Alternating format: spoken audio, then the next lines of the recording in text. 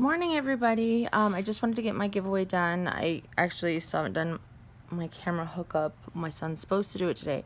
I bought the wrong SD card. I'm not the brightest, even though I grew up with electronics and stuff while they progressed, but I got an SD card, and apparently it needs a micro SD card, so I have to go back and get that. But it's the second, so I wanted to get my giveaway started.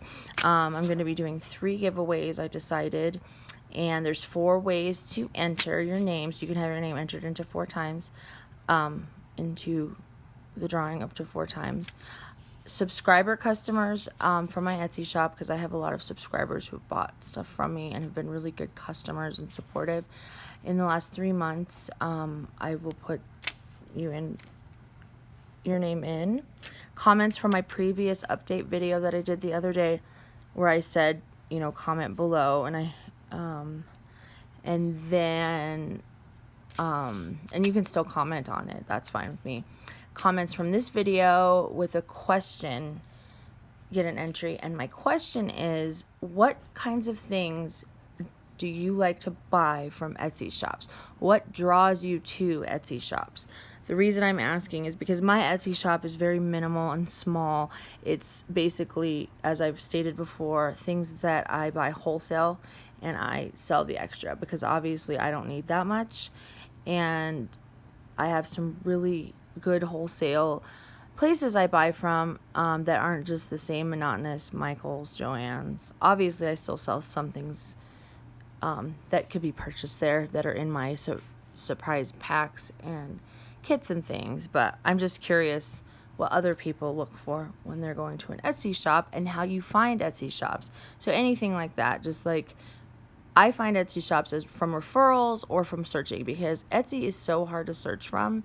And so I'll be searching around and, obviously random things pop up. But when I search for something I've bought from another store before and I forgot what store, and I don't want to search through all my history, sometimes I can't get it to pop up, and it can be confusing. So I'm just curious how people find their favorite Etsy shops.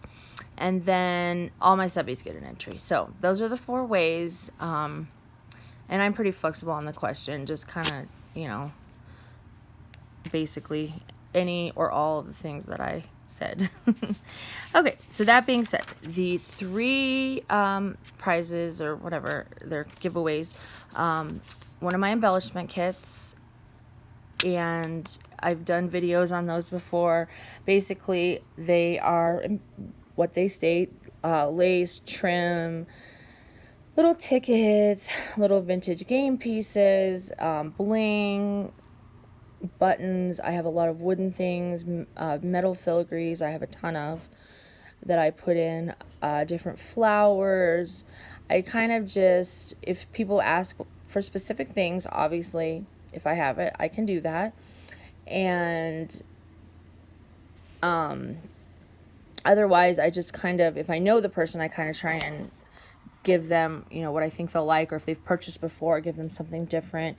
If not, it's just kind of what I feel inspired is fun to go through, because I keep all my embellishment type things in certain drawers, and I have a certain area with 9 sets of drawers that I keep all my stuff in, and so I just go through there and kind of make something that coordinates and would be fun. Obviously, it can be specific if people ask, hey, I need card embellishment kits, or hey, I need a junk journal embellishment kit. I'm totally cool with any suggestions, or anything you guys want. If you order them, feel free to ask. Second one is a junk journal grab bag, and that's actually been my most popular thing on my Etsy shop, and it is the basic, just fun things to put in a journal. It is not the full junk journal kit that to make a whole junk journal. It's just the grab bag, which will have ephemera pieces, paper, cutouts,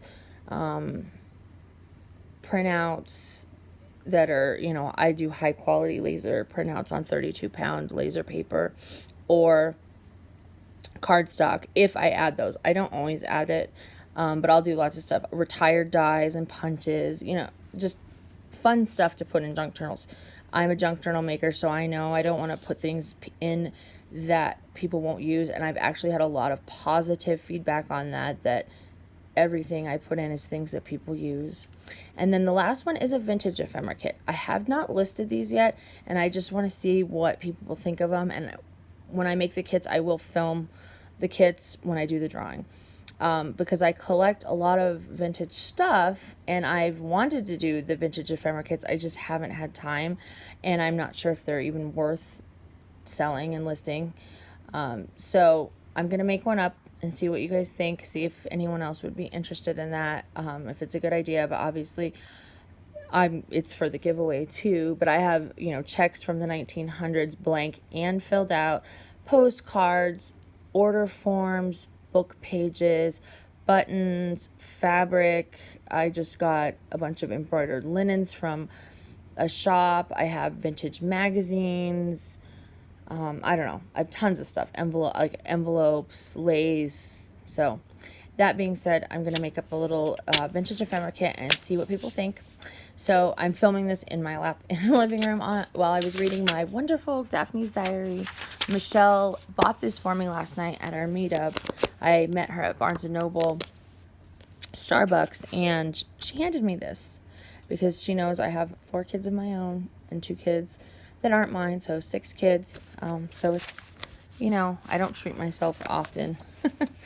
And that was just incredibly sweet and generous. So anyway, I hope you guys all enter, and I will again list everything below. Have a good day.